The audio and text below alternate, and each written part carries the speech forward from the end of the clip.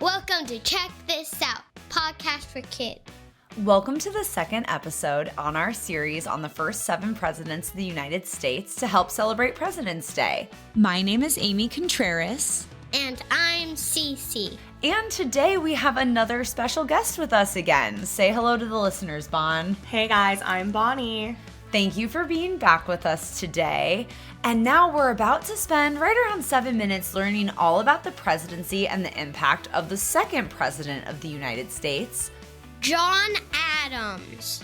Instead of diving right in and telling you about when John Adams was president, we're going to start with a little story about John Adams, and it happens to be a love story. Really? Yeah.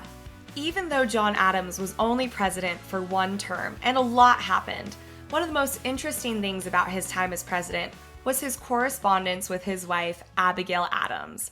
John and Abigail were married for 54 years. That is cool. Abigail Adams wasn't interested in public life, so she stayed home when John Adams moved into the White House. But she was an enthusiastic supporter of her husband and his political career. Their relationship was captured through their letters, starting from their courtship through the time that John served as the second president. Do you want to guess how many letters they exchanged between 1762 and 1801? Was it A, 300 letters, B, 600 letters, or C, 1,100 letters?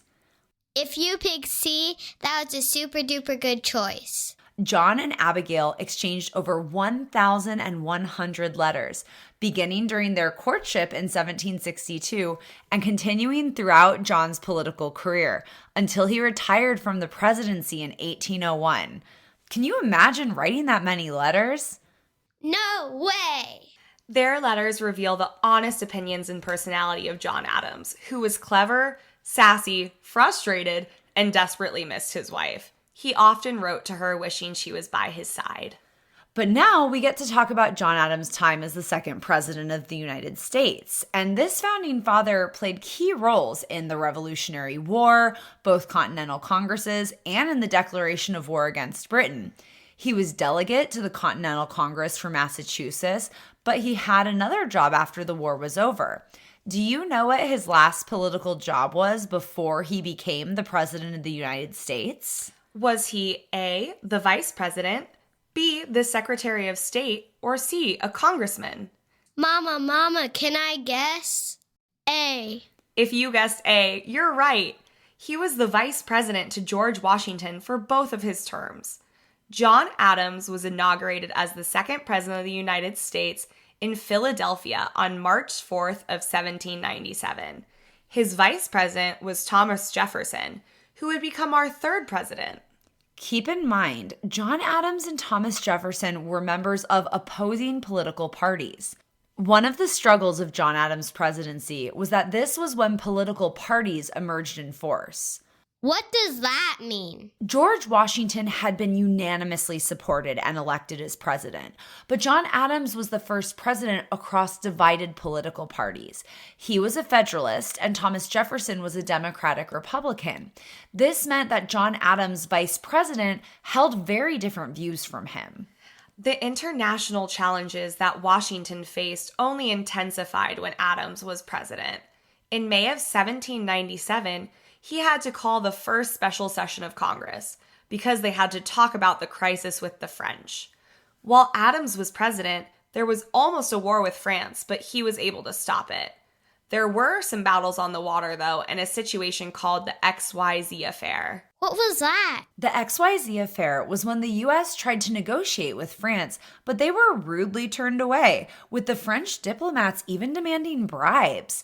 President Adams had to work to stop the insult from escalating into war. He favored negotiating to resolve the issues. That must have been hard. It was. But in hindsight, it was a really good choice. The U.S. was so new that entering into another war right after the Revolutionary War would likely have had a negative impact on our new country. One of John Adams' greatest legacies is avoiding war with France. That makes a lot of sense. President Adams did make some bad choices, though, in his single term as president that are easier to see through a historical lens. Acts. Really? Spill the tea. He signed into law the Alien and Sedition Acts.